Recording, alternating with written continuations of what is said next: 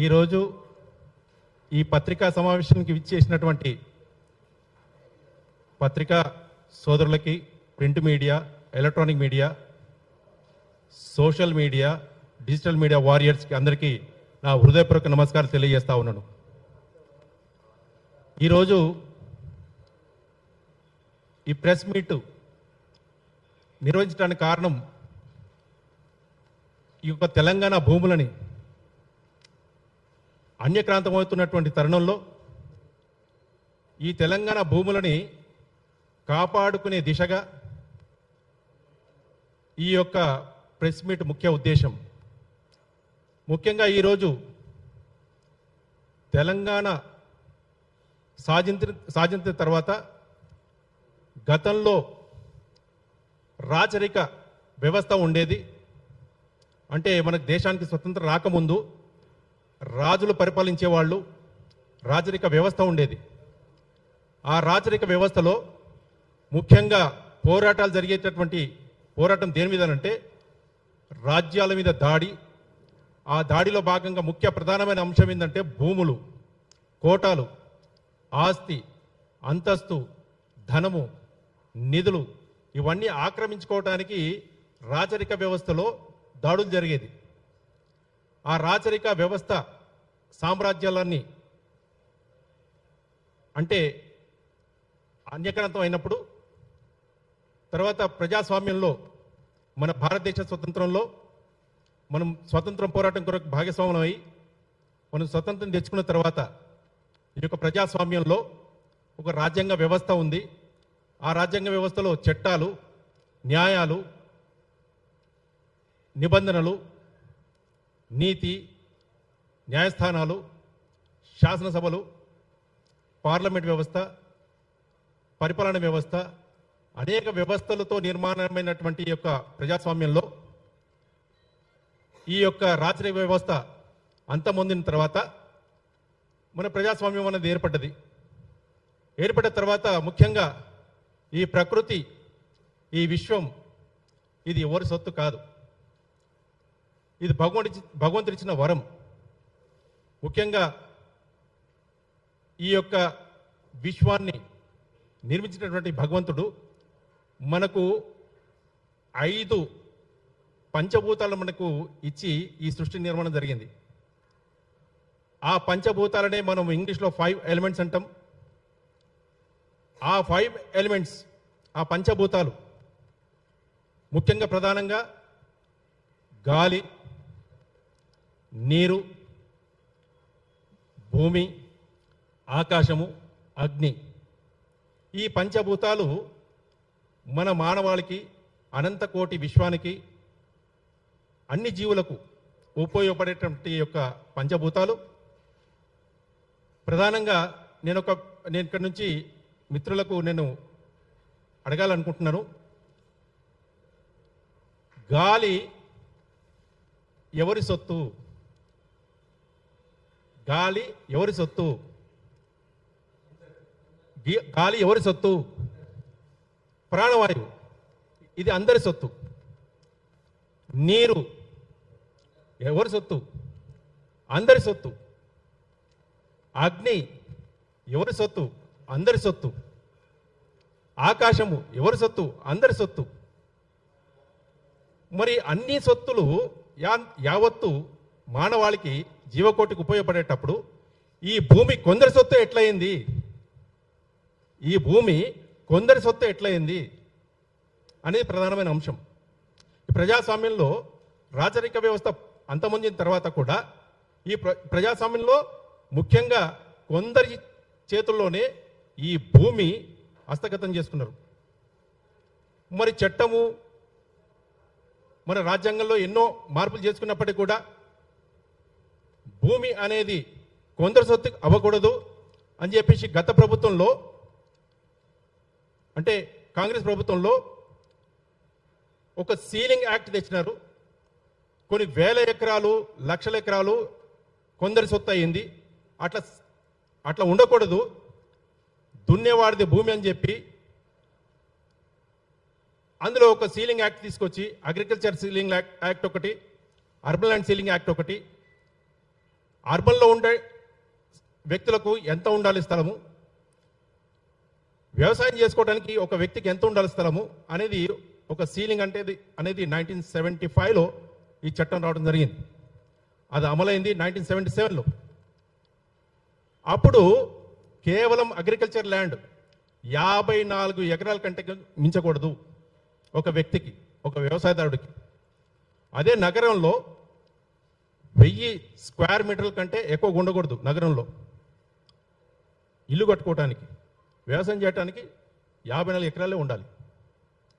మరి ఆ సీలింగు ఎంతవరకు వర్తిస్తూ ఉన్నది ఈ యొక్క పెత్తందారులకు, భూబకాసురులకు, ఈ రాత్రులను మింగే రౌడీలకు, కొండలు మింగే కొండ చిలువలకు ఈ యాక్ట్ వర్తించేదా వాళ్లకు?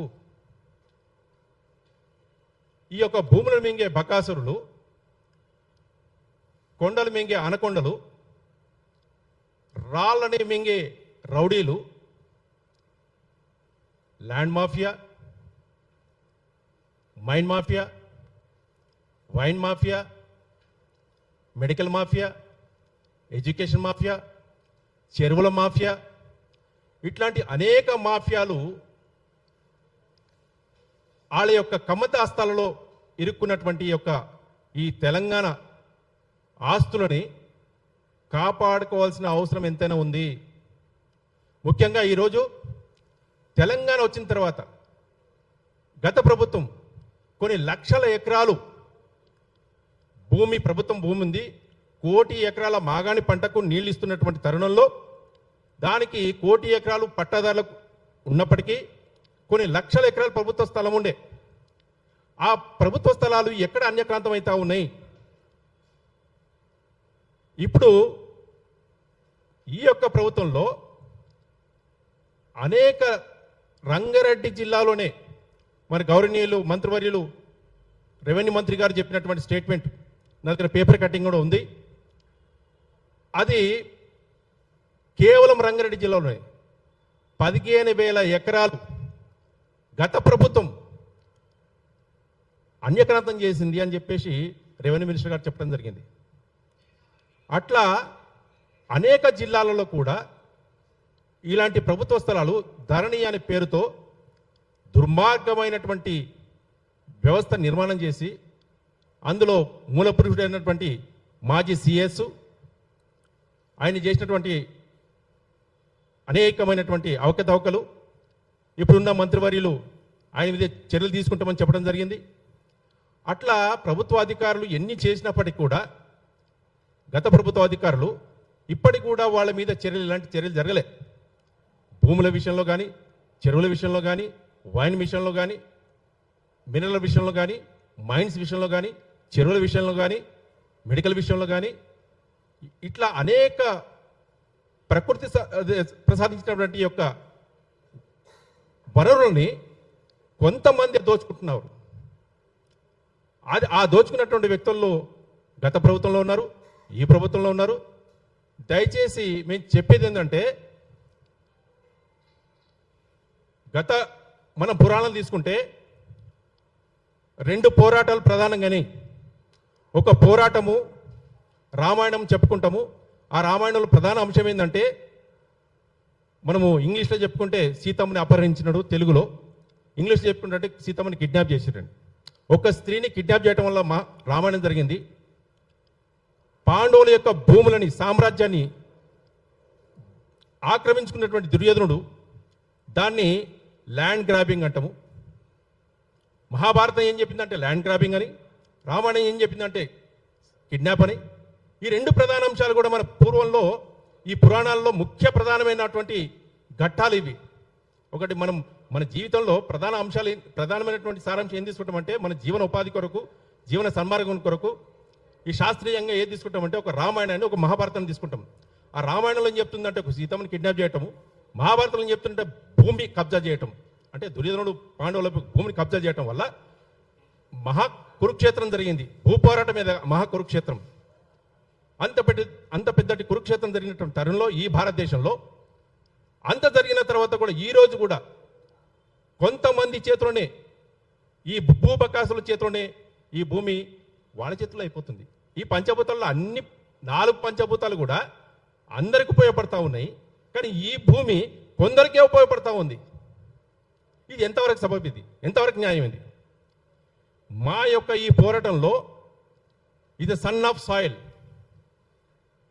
ధర్తీ పుత్ర, భూమిపుత్రుడు అనే ఒక నినాదంతో ఈ యొక్క మన ఆస్తులను కాపాడుకోవాలనే ఆలోచనతో ఒక అంశాన్ని మీ ప్రెస్ మీడియా ద్వారా మేము తెలియజేయడం జరుగుతూ ఉంది. ముఖ్యమైన ప్రధానమైన అంశం ఏంటంటే, ఇప్పుడున్న ప్రభుత్వం ఒక హైడ్రా అనేది ఒక సంస్థ నిర్మాణం చేసి చెరువులను కాపాడుతూ ఉన్నారు, పార్కులను కాపాడుతూ ఉన్నారు, భూములను కాపాడుతూ ఉన్నారు. ప్రభుత్వ భూములని చాలా గొప్ప కార్యక్రమమే, ప్రజలకు ఉపయోగపడేది, ప్రకృతికి ఉపయోగపడేది. ఎలాంటి ప్రకృతి నుంచి ఎలాంటి విధ్వంసాలకు గురి కాకుండా ఈ యొక్క హైడ్రా నిర్మాణం చేయడం జరిగింది. గత ప్రభుత్వాలు కాకతీయ సామ్రాజ్యంలో కానీ నిజాం పరిపాలనలో కానీ మన సిటీకి లేక్ సిటీ అనే ఒక పేరు ఉండేది, చెరువుల నగరం అని చెప్పేసి. ఈ యొక్క భారతదేశంలోనే ఒక గొప్ప మహానగరంగా హైదరాబాద్ని లేక్ సిటీ అనేది ఉండేది. ఆ లేక్ సిటీ భాగంగా గొలుసుకట్టు చెరువుల్లో ఈ యొక్క అద్భుతమైనటువంటి వాతావరణం హైదరాబాద్లో ఉండేది. Is the Paradise of world అనేవాళ్ళు హైదరాబాద్ని.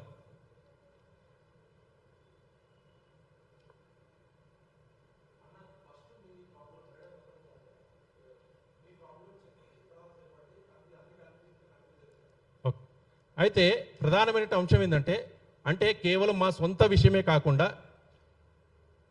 విషయం కాకుండా ప్రజల సమస్యలు చెబుతూ, నేను కూడా ఒక కంటెస్టెడ్ ఎమ్మెల్యేని, గత ప్రభుత్వంలో టీఆర్ఎస్లో నేను మాజీ లేబర్ అండ్ ఎంప్లాయ్మెంట్ చైర్మన్గా పనిచేసినాను గవర్నమెంట్ ఆఫ్ ఇండియాలో. ఒక తెలంగాణ ఉద్యమకారుడికే ఇలాంటి అన్యాయం జరుగుతూ ఉంది తెలంగాణ వచ్చిన తర్వాత. ఇది చాలా బాధాకరము. కాబట్టి మేడ్చల్ మల్కాజ్గిరి అనే జిల్లాలో కండ్లకోయ అనే ఒక గ్రామంలో అక్కడ శాంతా శ్రీరామ్ అనే ఒక బిల్డరు, అతని ద్వారా 1999లో ఒక లేఅవుట్ నిర్మాణం జరిగింది. ఆ లేఅవుట్ పేరే స్ప్రింగ్ ఫీల్డ్ లేఅవుట్. ఆ స్ప్రింగ్ ఫీల్డ్ లేఅవుట్లో ఊడా అప్రూవ్డ్ అని చెప్పేసి మాకు ఈ లేఅవుట్ చూపించడం జరిగింది. ఊడా అని దీని మీద పేరు రాసి Springfield Shanta Sriram builder Springfield layout ఇది. దీంట్లో ఊడా ప్రకారంగా 100 ఫీట్ల రోడ్డు చూపించినారు, 40 ఫీట్ల రోడ్డు చూపించినారు, కానీ ఊడా అప్రూవల్ కాలేదు. ఊడా అప్రూవల్ అని చెప్పేసి అనేక మంది సామాన్యులు ఈ ప్లాట్లు కొనుగోలు చేయడం జరిగింది. 261 ప్లాట్లు, సుమారుగా 20 ఎకరాల స్థలాన్ని లేఅవుట్ చేయడం జరిగింది. Illegal layout. ఈ లేఅవుట్లో ఎంతోమంది ప్లాట్లు కొనడం జరిగింది. కొన్న తర్వాత ఇది 22 లేఅవుట్, ఫస్ట్ ఫీజు కట్టాను, రెండో ఫీజు కట్టి అప్రూవల్ చేసుకొస్తా అని చెప్పేసి 1999లో చెప్పడం జరిగింది. నేను దీంట్లో 2 ప్లాట్లు కొనడం జరిగింది. ప్లాట్ నెంబర్ 39 311 గజాలు, ఒకటి ప్లాట్ నెంబర్ 152 211 గజాలు. దీంట్లో ఈ లేఅవుట్లో నేను కొనడం జరిగింది. ఇట్లా చాలామంది కూడా కొన్నారు. కొన్న తర్వాత ఇక్కడ జరిగింది ఏంటంటే, ఆ పక్కన ఒక సిఎంఆర్ కాలేజ్ అనేది ఉంది. ఆ సిఎంఆర్ కాలేజీలో ఉన్నటువంటి ఎండి గారు గోపాల్ రెడ్డి గారు ఈ యొక్క స్థలం మీద కన్నుబడ్డది. కన్నుబడి ఇప్పుడు 1999లో నిర్మాణమైనటువంటి ఈ లేఅవుట్లో అప్పుడు కొంచెం అడవిలాగానే ఉండే, అంటే సుమారుగా 25 సంవత్సరాల క్రితం కొన్నారు. చాలామంది కాంపౌండ్ వాళ్ళు కట్టుకున్నారు, అక్కడ వెళ్ళి ఇల్లు నిర్మాణం చేసుకోలేదు. కాబట్టి అది అదునుగా తీసుకొని ఈ సిఎంఆర్ కాలేజ్ వాళ్ళు ఆ ప్లాట్లని మెల్లిమెల్లిగా ఆక్రమణ చేయడం మొదలుపెట్టినారు. మొదలుపెట్టిన తర్వాత అరే మా ప్లాట్లు ఏవి అని చూసుకునేటప్పటికీ అక్కడ ఎట్లాంటి స్టోన్స్ లేవు, లేఅవుట్ స్టోన్స్ లేవు. అవన్నీ మళ్ళీ శాంతా శ్రీరామ్ దగ్గరికి వెళ్ళి అడిగితే, అన్న ఏం లేదు, మళ్ళీ లేఅవుట్ చేద్దాము, అని చెప్పేసి మళ్ళీ రీలోట్ అని చెప్పేసి మళ్ళీ ఒక రీస్టోన్లు చెప్పించి అసలు ప్లాట్లే కనబడతలేవు. అక్కడ ఏమని అంటే ఈ సిఎంఆర్ కాలేజ్ వాళ్ళు కబ్జా చేయటం మొదలుపెట్టారు. ముఖ్యంగా ఎలాంటి కబ్జా చేయటం అంటే ప్లాట్లు ఉన్నాయి, ప్లాట్ల పక్కన రోడ్లు ఉన్నాయి, ఆ రోడ్లను ముందు కబ్జా చేయటం మొదలుపెట్టారు. ఆ రోడ్లు కబ్జా చేస్తే ఇక ప్లాట్లకు ఇట్లా ఎంటర్ అవుతాం మనము. ఆ రకంగా ఒక కాన్స్పిరసీ క్రియేట్ చేసి ఆయన 2018లో ఆయన మంత్రిగా ఉండే ఆ ప్లాట్ యజమానులు అందరూ కూడా పోయి కంప్లైంట్ చేసిన, మున్సిపల్ కంప్లైంట్ చేసినారు, రెవెన్యూలో కంప్లైంట్ చేసినారు, పోలీస్ కంప్లైంట్ చేసి కూడా ఎవరు పట్టించుకోలేదు. అసలు మంత్రి ఏదో మాట్లాడకుండా కాంప్రమైజ్ చేసుకోండి ఏదో చేసుకోండి అని చెప్పేసి అక్కడ ఉన్న ప్లాట్ ఓనర్ చెప్తే ఎంతోమంది కనీసం చాలా ప్లాట్లు కూడా ఆయనకే అమ్మడం జరిగింది. అందులో నేను కూడా ఒక ప్లాటు ఈ రకంగానే 152 ప్లాటు ఆయనకే అమ్మడం జరిగింది. మా ప్లాట్ పక్కన సుమారుగా 2000 గజాల పార్క్ ఉంటుంది. ఆ పార్క్లో ఒక ఆడిటోరియం కట్టుకున్నాడు సిఎంఆర్ కాలేజ్ యాజమాన్యం. దీంట్లో ఇది పెద్ద కుట్ర ఏంటంటే సుమారుగా ఈ లేఅవుట్కు 2 ఎకరాల పార్కులు ఉన్నాయి, 3 పార్కులు ఉన్నాయి ఈ లేఅవుట్లో. ఆ పార్కుల పక్కన ప్లాట్లు కొనేసి ఆ పార్కులను కబ్జా చేసే ఎత్తుగడ ఈ కుట్ర జరుగుతూ ఉంది. నేనేం చేశానంటే ఈ పార్కులని మెల్లిగా సిఎంఆర్ కాలేజీకు అమ్మేసిన ప్రయత్నం చేస్తున్నాడు శాంతా శ్రీరామ్. నేను దాన్ని వెంటనే సంబంధిత అధికారులకు municipal corporation Gundlapochampally municipal commissioner complaint ఇవ్వడం జరిగింది, పోలీస్ కంప్లైంట్ ఇవ్వడం జరిగింది. ఆ తర్వాత సైబరాబాద్ మున్సిపల్ కార్పొరేషన్ ఉన్నప్పుడు సైబరాబాద్ కమిషనర్కి ఇవ్వడం జరిగింది మున్సిపల్ కార్పొరేషన్కు. ఆ తర్వాత పోలీస్ కమిషనర్కు, డీజీపీ అందరికి పోలీస్ కంప్లైంట్ ఇవ్వడం జరిగింది. ఎవరు కూడా చర్యలు తీసుకోలే. వెంటనే నేను ప్రగతి భవన్, అంబేద్కర్ ప్రగతి భవన్ అనేది ఒకటి సీఎం గారి యొక్క చొరవ వల్ల ప్రజా దర్బార్ అనేది అంబేద్కర్ భవనంలో నిత్యం జరుగుతూ ఉంది. ఆ సమయంలో ప్రజాభవన్లోకి వెళ్ళేసి నేను కంప్లైంట్ ఇవ్వడం జరిగింది. ఆ కంప్లైంట్ కాపీస్ కూడా నా దగ్గర ఉన్నాయి, మీ అందరికీ కూడా ఇస్తాను. అక్కడ ఇచ్చిన వెంటనే పోలీసులు స్పందించి ఎఫ్ఐఆర్ చేయడం జరిగింది. గోపాల్ రెడ్డి వారి అబ్బాయి, సిఎంఆర్ కాలేజీ ఎండి వాళ్ళ అబ్బాయి అభినవ్ రెడ్డిపై ఎఫ్ఐఆర్ చేయడం జరిగింది. ఎఫ్ఐఆర్ చేసిన తర్వాత ఛార్జ్ షీట్ ఇవ్వట్లేదు. ఎన్నిసార్లు తిరిగిన ఛార్జ్ షీట్ ఇవ్వట్లేదు.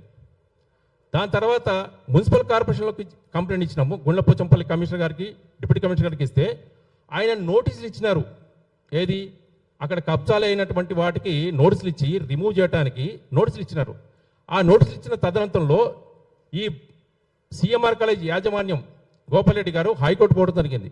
హైకోర్టులో కూడా అతనికి వ్యతిరేకంగా ఆర్డర్లు వచ్చినాయి. As per the procedure you take the decision అని చెప్పేసి మున్సిపల్ కార్పొరేషన్కి అనుకూలంగా అక్కడ ఆర్డర్స్ వచ్చినాయి. అయినప్పటికీ కూడా మున్సిపల్ అధికారులు ముందుకు రావట్లేదు చర్యలు తీసుకోవడానికి, రిమూవ్ చేయడానికి. నోటీసులు ఇచ్చిన తర్వాత కూడా ఎందుకు ముందుకు వస్తలేరంటే ఆయన మాజీ మంత్రివర్యులు, ఇప్పుడున్న ఎమ్మెల్యే భయభ్రాంతులకు గురవుతున్నారు అధికారులు. హైడ్రాకి ఇవ్వడం జరిగింది. హైడ్రా వాళ్ళు కూడా తప్పకుండా చర్యలు తీసుకుంటామని చెప్పేసి రంగనాథ్ సార్ చెప్పడం జరిగింది. చాలాసార్లు నేను తిరగడం జరిగింది. నేను ఏమంటున్నానంటే ప్రధానంగా ఏ శాంతా శ్రీరామ్ అయితే బిల్డర్ ఉన్నాడో, గతంలో ఎస్విఆర్ కన్స్ట్రక్షన్ అనేది మా మిత్రుడిది ఉండే, అతని దగ్గర 1000 రూపాయల నుంచి 1500 జీతగాడు శాంతా శ్రీరామ్ బిల్డర్. అది ఫతే మైదాన్ ఎల్బీ స్టేడియంలో ఆఫీస్ ఉండే నా మిత్రుడిది ఎస్విఆర్ కన్స్ట్రక్షన్స్ అని. అతని దగ్గర ఒక డ్రాఫ్ట్మెన్గా ఉండే శాంతా శ్రీరామ్. ఇది నర్సయ్య, ఈజ్ ఎండి శాంతా శ్రీరామ్ నర్సయ్య. అతను ఇప్పుడు ఈ 1000 కోట్లకి ఎట్లా ఎదిగిండు? ఇలాంటి భూ ఆక్రమణలే కదా అని చేసి మా ద్వారా, మీ ప్రెస్ మీట్ ద్వారా మేము తెలియజేసేది ఏంటంటే, ఈ భూముల నిర్వాసితులు ఎవరైతే ఉన్నారో, భూ బాధితులు ఎంతోమంది భూ కబ్జాదారుల నుంచి చర్యలు విడిపించడానికి ఈ ప్రెస్ మీట్ పెట్టడం జరిగింది. ఈ ప్రెస్ మీట్ ద్వారా ఈ Kandlakoya, Springfield, HMDA fake layout కొన్నవాళ్ళు కూడా బయటకు వచ్చి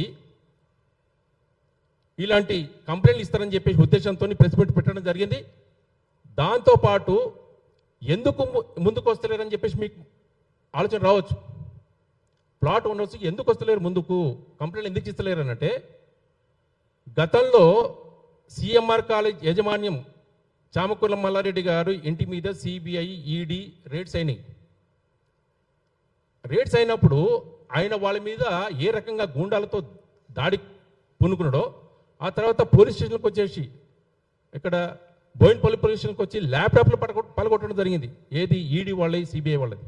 ఆ ల్యాప్టాప్లు పలగొట్టిన తర్వాత కూడా ఆయన మీద ఎలాంటి చర్యలు లేవు, కేంద్ర ప్రభుత్వం ద్వారా కానీ రాష్ట్ర ప్రభుత్వం ద్వారా కానీ. అంత పెద్ద ఇన్సిడెంట్ చూసిన తర్వాత సామాన్య ప్రజానికానికి భయాందోళనకు గురైన అమ్మాయి అంత పెద్ద కేంద్ర ప్రభుత్వంలో ఉన్నటువంటి ఒక గొప్ప వ్యవస్థలని ఎదుర్కొన్నాడు, బెదిరించినాడు, ల్యాప్టాప్లు పలగొట్టినాడు. మేమిస్తే ఏం చర్యలు తీసుకుంటారు, మా ప్రాణాలకు ఏమైనా హాని ఉంటుందేమో ఆయన వ్యతిరేకంగా కంప్లైంట్ ఇస్తే అని చెప్పేసి భయభ్రాంతులకు గురై ఈ ప్లాట్ ఉండొచ్చు ముందు రావట్లే. ఇది ప్రధానమైన అంశం. ఆయన ఒక భయభ్రాంతులకు క్రియేట్ చేసి పెట్టిండు అక్కడ, ఒక సామాన్యుల ముందు రాకుండా. కాబట్టి మేము చెప్పేది ఏంటంటే, మీడియా మిత్రుల ద్వారా మా దగ్గర అన్ని సాక్ష్యాధారాలు ఉన్నాయి. ఒక్కొక్క ప్లాటు ఇద్దరిద్దరికి అమ్ముతున్నాడు. అది సేమ్ ప్లాట్ నంబరు ఇద్దరు ముగ్గురికి అమ్ముతా ఉన్నాడు. శాంతా శ్రీరామ్ ఎండి నర్సయ్య గారు, నర్సయ్య గారు, అతని మీద ఏం చర్యలు లేవు. అంటే ఇద్దరు కొల్యూడైపోయి, ఇక్కడ సిఎంఆర్ యాజమాన్యం గోపాల్ గారు అతని పేరు మీద లేదు, అతని కొడుకుల పేర్ల మీద అభినవ్ రెడ్డి, అనురాగ్ రెడ్డి, అతని పేరు మీద అన్ని ప్లాట్స్. ఈ శాంతా శ్రీరాము ఈ రకంగా డబుల్ రిజిస్ట్రేషన్ చేసి వాళ్ళ పేరు మీద చేయిస్తాడు. కేవలం ముఖ్యంగా ఈరోజు చెప్పేది ఏంటంటే, ఇంత పెద్ద కుట్ర జరుగుతూ ఉంది. ఈ భూపకాశం నుంచి కాపాడవలసిన బాధ్యత మన గౌరవనీయుల ముఖ్యమంత్రి గారిపై ఉంది. దాంతోడు ఈ యొక్క తెలంగాణ సాధనలో భూమి, నీళ్లు, నిధులు వీటి కొరకు మనం పోరాటం చేసినాం. అయినా కూడా ఈరోజు భూములు మన చేతుల్లో లేవు. సామాన్య ప్రజలకి మ్యాక్సిమం ఈ తెలంగాణ భూములు ఎవరివేనంటే ఎస్సీలై, ఎస్టీలై, బీసీలై. ఈ బీసీలు, ఎస్సీలు, ఎస్టీల భూములు రంగారెడ్డి జిల్లాలో ఎక్కువ శాతం ఉంది. ఆ భూములు కూడా ఓ డెవలప్మెంట్ అనే పేరుతోని ఈ బిల్డర్లు ఎంత మోసం చేస్తూ ఉన్నారంటే, భయంకరమైనటువంటి మోసం. వాళ్ళ చేతిలో ఒక్కసారి డెవలప్మెంట్ అని చెప్పేసి చేతిలోకి పోయేటప్పటికీ అసలు పట్టాదారులని ఎంత భయంకరంగా పీడిస్తున్నారంటే, కబ్జాలకు వెళ్ళిపోయి వాళ్ళని దిక్కు దివాణం లేకుండా చేస్తున్నారు తెలంగాణ యొక్క పట్టాదారులని. ఆ బిల్డర్లు కూడా గొప్పవాళ్ళు, అన్ని ఉన్నతమైన వర్గాలు, ఉన్నత వర్ణాలు బిల్డర్స్ కూడా. ఎస్సీ, ఎస్టీ, బీసీలు ఎవరు కూడా బిల్డర్స్ లేరు. ఆ బిల్డర్స్ కూడా తెలంగాణలో ఉన్నటువంటి పట్టాదారులని చాలా ఇబ్బందికి గురి చేస్తూ ఉన్నారు. మేము ఒక నినాదంతో ముందు పోవాలని చెప్పేసి ఆలోచనతో ఉన్నాం. భూమిపుత్రుల పోరాటం అని చెప్పేసి, భూమిపుత్రుల సేన పోరాటం అని చెప్పేసి మేము ప్రారంభించడం. తెలంగాణ భూమిపుత్రుల సేన, తెలంగాణ భూమిపుత్రుల సేన అనేది ఒక వ్యవస్థ నిర్మాణం చేసి ఈ భూములను కాపాడటానికి, భూబాధితులని వాళ్ళకు అండగా ఉండాలని, వాళ్ళకు రక్షణగా ఉండాలని చెప్పేసి పోరాటం చేయడానికి నాతో పాటు చాలామంది ముందుకు వస్తూ ఉంటారు. వాళ్ళని అందరూ తీసుకొని ఈ యొక్క భూములను కాపాడే ప్రధాన అంశాన్ని, నీళ్ళను కాపాడే ప్రధాన అంశాన్ని, నీళ్లు, భూములు, మైన్, గుట్టలని, పెద్ద పెద్ద భూమి యొక్క నైసర్గిక స్వరూపం చేంజ్ అయిపోతుంది. It is the nature balancing of the globe. ఇప్పుడు పెద్ద పెద్ద గుట్టలన్నీ ఆ గుట్ట తయారవ్వడానికి నేచర్కి కొన్ని కోట్ల సంవత్సరాలు పడుతుంది ఒక గుట్ట తయారు కావాలంటే. ఆ గుట్టల్ని డిస్ట్రాయ్ చేసి కాంక్రీట్ జంగల్గా తయారు చేసి భూమిని అస్తవ్యస్తంగా తయారు చేస్తున్నారు. దానివల్లనే ఒక విపరీతమైనటువంటి ప్రకృతి భయంకరమైన భూకంపాలు జరగవచ్చు, ప్రకృతి వైపరీత్యాలు జరగవచ్చు. ఈ భూమి గురించి ఎవరు ఆలోచించట్లే. మనిషి ఎంత స్వార్థపరుడు అంటే ప్రకృతిని నాశనం చేసి తన స్వలాభం కొరకు 1,00,000 సంవత్సరాలు బతుకుడనే ఆలోచనతోని తన తరతరాల కొరకు ఒక ఆస్తి నిర్మాణం చేసుకుంటుంది, ఒక ప్రకృతిని నాశనం చేసి. కాబట్టి మీ అందరికి ప్రెస్ సోదరులకు తెలియజేయాలంటే, నా దగ్గర అన్ని సాక్ష్యాధారాలు ఉన్నాయి. పోలీస్ కంప్లైంట్స్, మున్సిపల్ కంప్లైంట్స్, నోటీసులు, HYDRAA complaints with survey reports, double registration documents ఇవన్నీ కూడా మా దగ్గర ఉన్నాయి. మీ అందరికీ కూడా ఇవ్వటం జరుగుతుంది. దయచేసి ఈ యొక్క విషయాన్ని ప్రభుత్వం దృష్టికి వెళ్ళేటట్టు, సామాన్య ప్రజలకు న్యాయం జరిగేటట్టు ఒక మీడియా ద్వారా, ఒక సోషల్ మీడియా ద్వారా, ఒక డిజిటల్ మీడియా ద్వారా, ఒక ప్రింట్ మీడియా ద్వారా, ఒక ఎలక్ట్రానిక్ మీడియా ద్వారా సామాన్య ప్రజానికి తెలియజేయటం అనేది జరుగుతుంది మీ ద్వారా. ఆ విషయంలో మీరు అందరు భాగస్వాములు అయినందుకు, ఈ ప్రకృతిని కాపాడటానికి, ఈ తెలంగాణ భూములు కాపాడటానికి మీ వంతు సహాయం కూడా మాకు చాలా అవసరం. ఇప్పుడు భారతదేశాన్ని నడపాలంటే 4 states, 1 is legislative, 1 is judiciary, 1 is a print media, 1 is administration. ఈ 4 స్తంభాలు ఈ యొక్క పరిపాలన జరగాలంటే అందులో ప్రధానమైనది మీడియా. ఆ మీడియా ద్వారానే సామాన్య ప్రజానికి తెలియజేయడం జరుగుతుంది. ఆ మీడియా ద్వారానే సామాన్య ప్రజలకి న్యాయం జరుగుతుంది.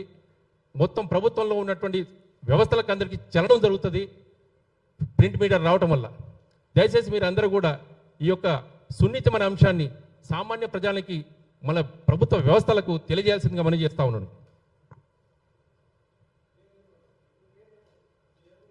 నా పేరు మెట్టు సూర్యప్రకాష్, తెలంగాణ యాక్టివిస్ట్. తెలంగాణలో ప్రధాన పాత్ర పోషించిన వ్యక్తి నేను టీఆర్ఎస్లో 2001 నుంచి 2014 వరకు కూడా పార్టీలో పనిచేయడం జరిగింది. నేను హైదరాబాద్ నగరం ప్రధాన కార్యదర్శిగా పనిచేయడం జరిగింది, రాష్ట్ర కార్యదర్శిగా ప్రదానం చేయడం జరిగింది. నేను ఎమ్మెల్యేగా నాంపల్లి నియోజకవర్గం నుంచి టీఆర్ఎస్ తరఫున ఎమ్మెల్యేగా పోటీ చేయడం జరిగింది. నేను 2006 నుంచి 2009 వరకు గవర్నమెంట్ ఆఫ్ ఇండియాలో లేబర్ అండ్ ఎంప్లాయ్మెంట్ వైస్ చైర్మన్గా చేయడం జరిగింది.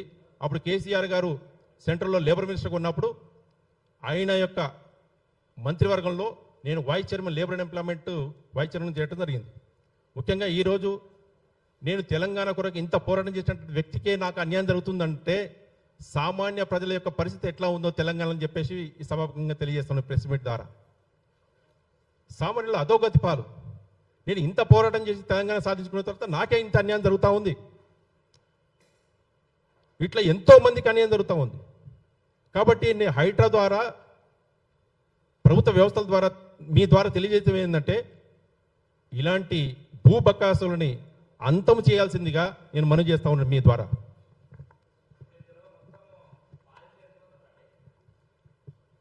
ఇందులో చాలామంది ఉన్నారు, ముందుకు రావడానికి భయపడతా ఉన్నారు, నా పక్కన కూర్చోవడానికి భయపడుతున్నారు బికాజ్ ఆఫ్ సిఎంఆర్ కాలేజ్.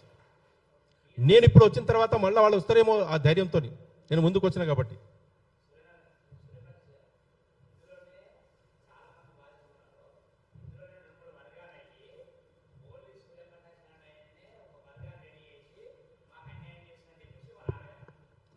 వాళ్ళు ముందుకొచ్చి చెప్తే బాగుంటుంది, ఏమైనా సాక్షాధారాలతో వచ్చి చెప్తే బాగుంటుంది. ఇప్పుడు నేనే ఏ రకంగా అయితే మేము ముందుకు వచ్చి మాట్లాడుతున్నానో వాళ్ళు అట్లా మాట్లాడాలా, ఏది తెర వెనకాల మాట్లాడితే కాదు. మాతో సాక్షాధారాలతో మేము ముందు పెడతా ఉన్నాం.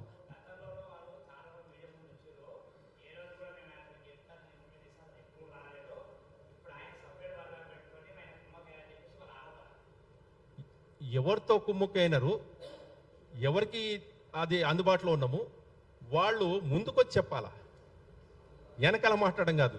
ఇట్లా ప్రెస్ మీట్ పెట్టి చెప్పమనండి, సాక్షాధారాలతో చెప్పమనండి, దానికి మేము జవాబు ఇవ్వడానికి సిద్ధంగా ఉన్నాం. మా దగ్గర అన్ని ఆధారాలు ఉన్నాయి, ఆధారం లేకుండా ఏం మాట్లాడలేము.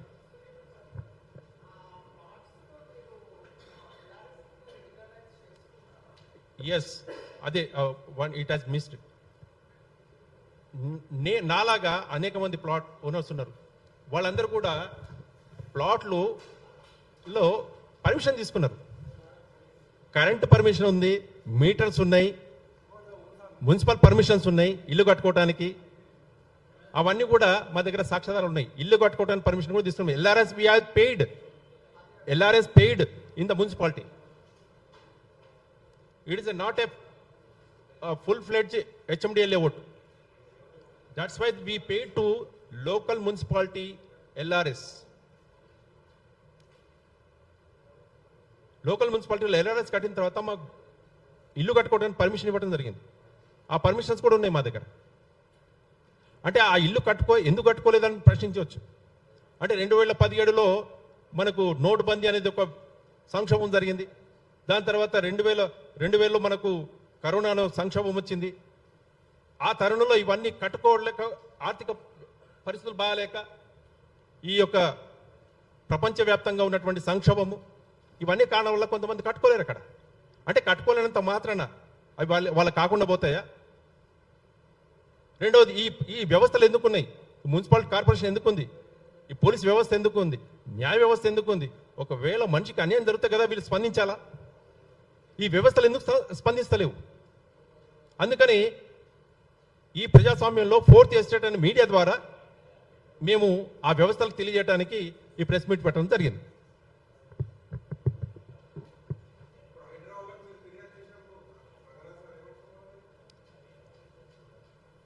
ఆయన సాధ్యమైనంత మట్టుకు అన్ని, ఇప్పుడు మీకు పేపర్ వాళ్ళ కటింగ్స్ కూడా చూపిస్తాను నేను. హైడ్రా వాళ్ళు 1,80,000 కోట్ల ప్రాపర్టీని కాపాడమని చెప్పి స్టేట్మెంట్ ఇచ్చింది. మా సమస్య చెప్పడం జరిగింది, ఆయన స్పందించినారు. అతి త్వరలోనే ఫెన్సింగ్ పార్కులు అన్నిటి కూడా ఫెన్సింగ్ వేస్తానని చెప్పడం జరిగింది. హైడ్రా కాపీ కూడా మీకు పెడతాను. హైడ్రా కంప్లైంట్ ఇచ్చిన తర్వాత వాళ్ళు ఏ రకంగా స్పందించినారు, they already they put up the file that shortly they are going to fence that all the parks. శాంతశ్రీరామ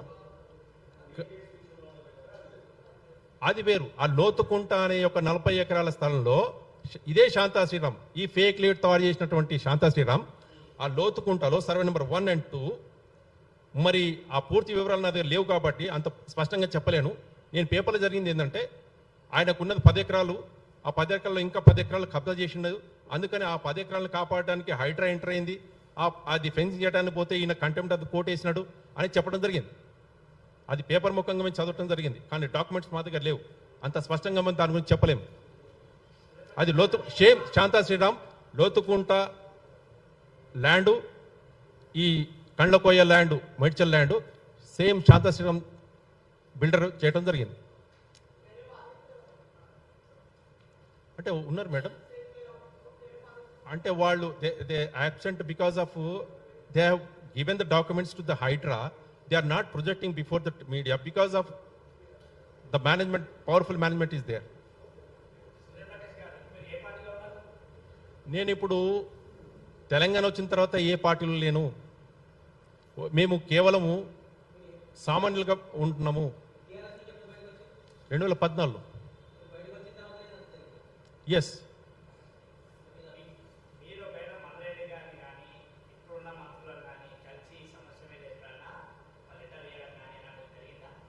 నేను ముఖ్యమంత్రి వర్యులు రేవంత్ రెడ్డి గారికి ఇవ్వడం జరిగింది. దాని తదనంతరమే ఇప్పుడు ఎఫ్ఐఆర్ అవడం జరిగింది. ప్రజాభవన్లో ముఖ్యమంత్రి గారికి ఇవ్వడం జరిగింది. సంబంధిత మంత్రుల గారికి అందరికి ఇవ్వడం జరిగింది. హెడ్ ఆఫ్ ది డిపార్ట్మెంట్కి ఇవ్వడం జరిగింది. అవన్నీ అక్నాలెడ్జ్మెంట్స్ కూడా నా దగ్గర ఉన్నాయి. మీకు ఇమ్మంటే ఇస్తాను. అది ఇచ్చిన తర్వాతనే ఎఫ్ఐఆర్ ఇవ్వడం జరిగింది.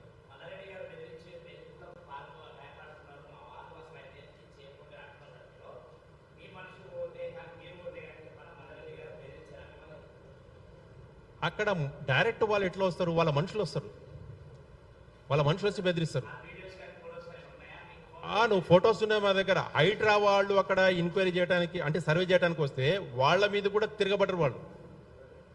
ఆ ఫొటోస్ ఉన్నాయి, వీడియోస్ అది హైడ్రా వాళ్ళ దగ్గర ఉన్నాయి, ఫొటోస్ మా దగ్గర ఉన్నాయి. 261 ప్లాట్స్ కబ్జాకు లెక్కకు చెప్పలేము, కానీ నేను దాంట్లో ఒక వ్యక్తిని. కబ్జాకు గురైన దాంట్లో చాలామంది ఉన్నారు, భయభ్రాంతులకు గురవుతున్నారు, బయటికి రావట్లేదు. ఉంటారు, ఒక 20-30 మంది ఉంటారు సుమారుగా.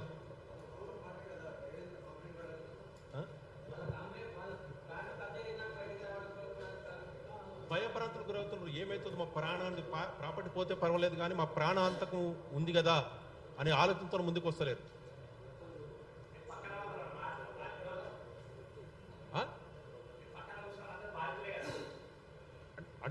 లేదు అంటే మనకు వాళ్ళ భయపడి రాలేదు.